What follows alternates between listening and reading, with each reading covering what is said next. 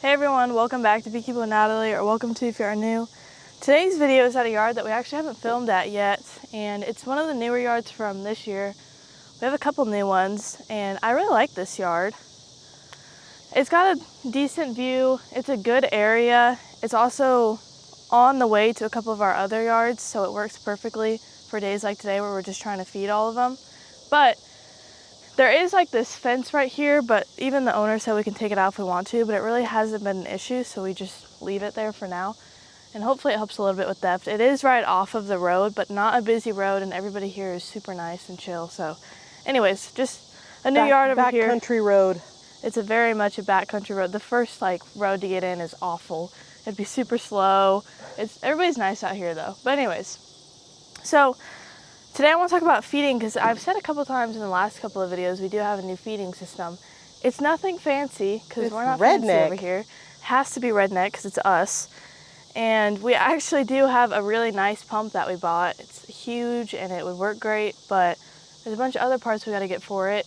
So we're probably going to have that up and running like maybe next year. But for now, this is what we got, and honestly I'm happy with it because it's a lot faster than what we were using before.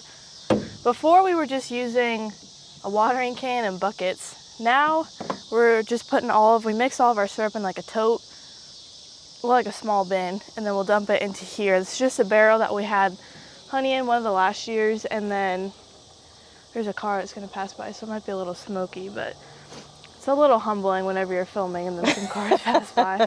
But this was a barrel of honey, and we just cleaned it out, and then we're just throwing syrup in it. So honey won't go back into it, it'll just be syrup for now.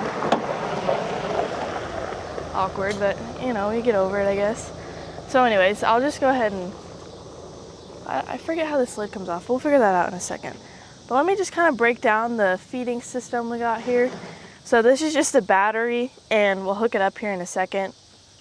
And the battery, we just had the pump.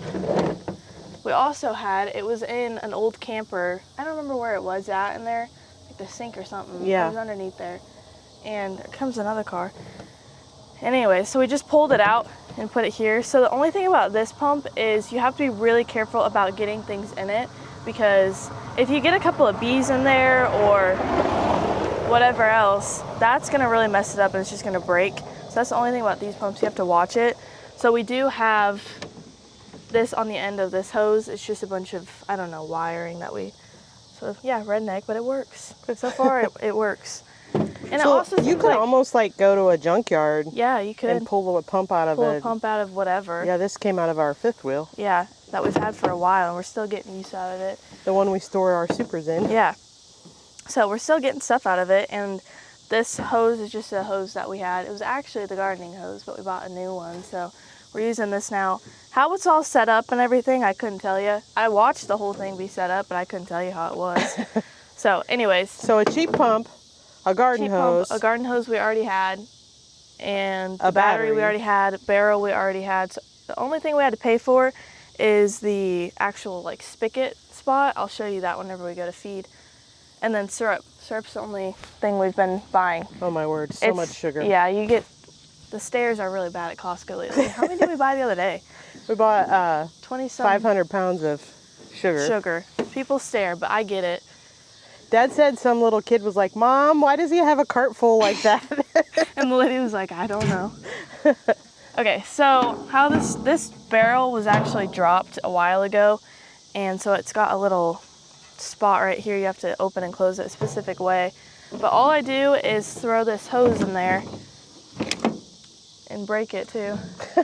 That's the thing though, if it's redneck, it's always easier to fix. True. But if it's like super nice and new, it tends to be harder to fix, so it's the only benefit really. Side note, the supers in the back of the truck are empty. Yeah, they're empty, there's nothing in it. We've got all the supers pulled off in this yard and everything. Those were from earlier today, and they're just in there for now until we can get a spot to store them. But okay, I'll move that in a second here. So then, because it's robbing season and it's bad, like we thought we had nice hives, and now we're in like the worst dearth, and they are not happy. Like even if we're just pulling the lid off, just scooting it forward, they will light us up. So they're not happy right now, and I think that's just because of the dearth. There are a few that you can't even move in front of them, so we are going ahead and re-queening a couple just because we're not going to put up with that. But anyways, we're feeding a little bit later in the day. It's probably closer to 7 o'clock right now, and the sun's starting to go down, which is good because then it cools down a little bit for us. And then also, if any spilling does happen, which usually it would happen if we were using like the watering hose, we would always get some kind of spilling or whatever, but this new system has helped a lot with that. But if there is any kind of spilling, they should be able to clean it up in the hive, whether like we fill up the feeder and it overflows a little bit, it goes through the hive and out the entrance. That's the worst, because then they're going to get robbing at the front of their hive and try to protect themselves, and it's going to usually not end up very well. So anyways, so we're doing it later in the day because you can usually clean it up before the next morning, and it kind of helps with robbing and everything. But I'm still going to throw this cloth on. And last time I went to a yard and I put this on, it did help quite a bit. So just throw that on there, and then all you really do is connect your pieces. This can kind of just float a little bit here. This is a little. Okay, and then it immediately starts. You can hear the pump start. So there's no on and off switch, nothing like that. It's just. No, that's fancy. No, why would we do that? So you just connect the battery and then it goes. And I usually give it a minute to kind of get up and going. So we'll walk over here, and while it kind of sits and starts going, and then we'll walk over here and I'll show you how we feed now. We've got, I think, 3 open spots over here. From last time I came over, there was 3 open spots, and we'll have to fill them back up. But the only thing we really don't have that I really do wish we had was the reel, the hose reel. I don't remember what it's called, but Bob has it, and that's why we know how much of a luxury item it actually is. Because then that's really the only pain about this feeding system, is whenever this hose gets full of syrup, it's such a pain to try and wrangle it all back into the truck. So that's the only thing, would be a hose reel and having it at under the bed there. But Goals. anyways, yeah, that's just a dream we have. You can see these girls are actually cleaning up all the stuff. If you go to the front of the hive there, they're cleaning up all that. There's a bunch of beetles on there, they're pulling them out. That girl is destroying them. Huh. Well, that's good. They must be strong. We actually, some of these boxes had some wax moth damage in them that we threw on a couple weeks ago. And the next day we came back and all of that wax moth was in the front here. So they cleaned it up really good. Now, one of the things we're actually doing is putting 2 feeders in this time of year. I know I had a comment a while ago that was asking about, oh, I just drew a blank, what's that called? Honeybound? Yeah. And I've never had an issue, but there was a couple of hives that we checked a couple weeks ago, and they were at the point of starvation. Like, they were really close. So we've actually been putting 2 feeders in. This yard doesn't have 2 feeders just because... Oh, I thought it did. No, we haven't started it on these ones yet. These ones look really good. And we pulled this honey a little bit earlier than others, so they're fine. They're actually like up in that top box working it. They actually have already been treated too with Apiguard. We've done, I think, 1 round on these girls. So they're up in that top box, and this was just put on a couple weeks ago. So that looks good. But that's all I do. I just tilt the boxes, or not the boxes, the lids over to where I have enough room to put the syrup in, so it's not even opening up the hive fully.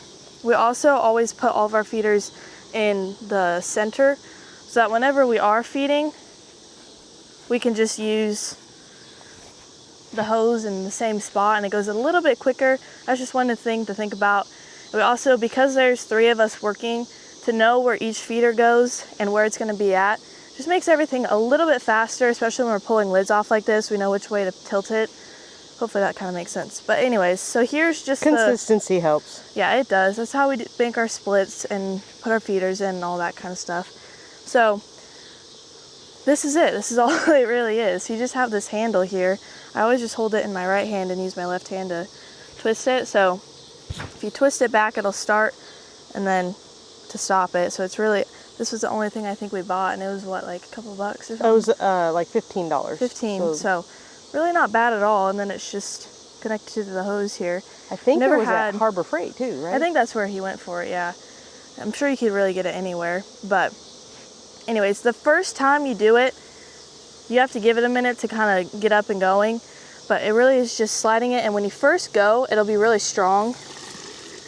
Okay, so you gotta kind of wait for it to get up and go in the first couple of feeds. It's always super slow. Well, you're not selling it. I know.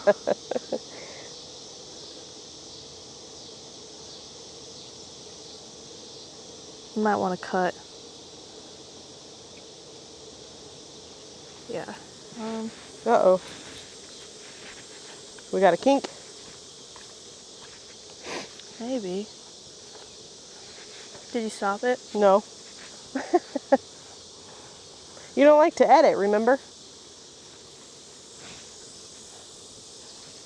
Oh, I do.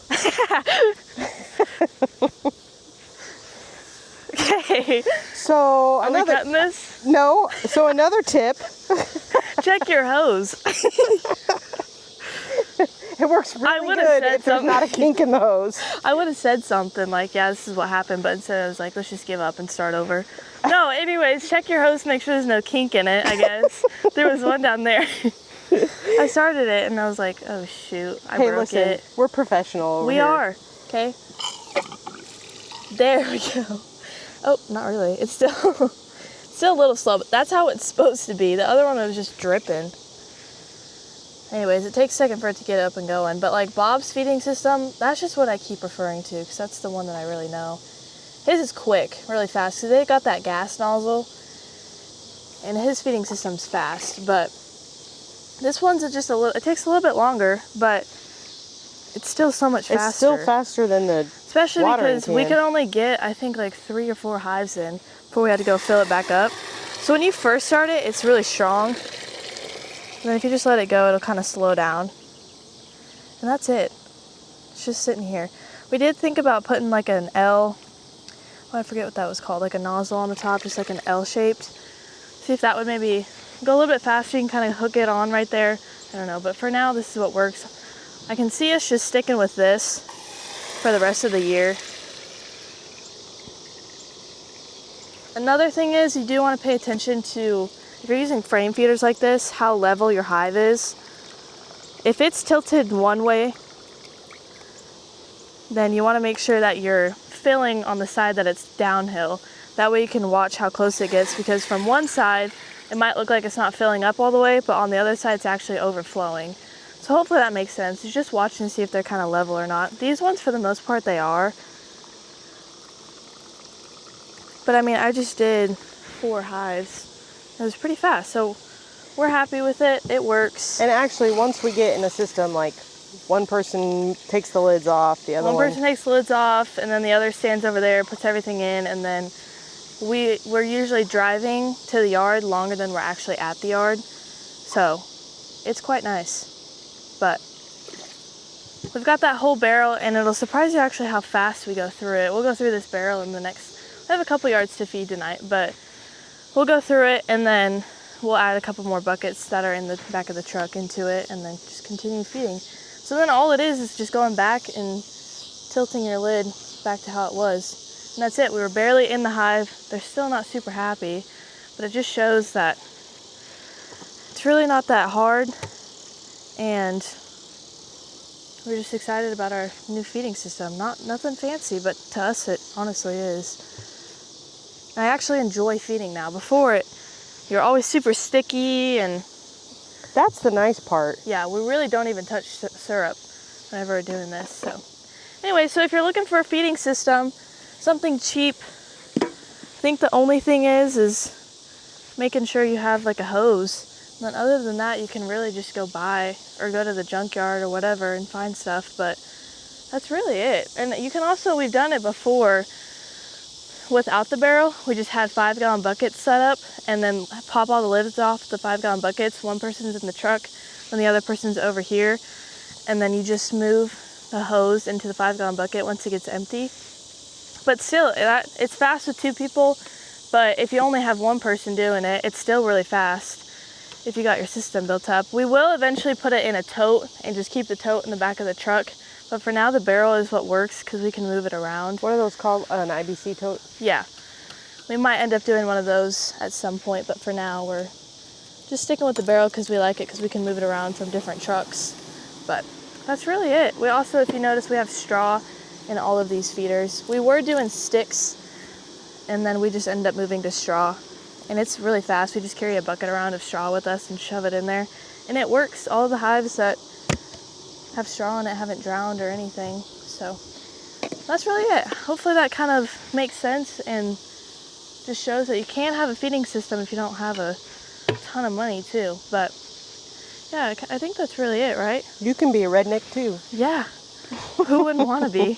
It's not even that redneck. Like, it's a luxury thing for us. Maybe that is redneck. I don't know. But we're going to go ahead and pop a few more lids and then continue feeding.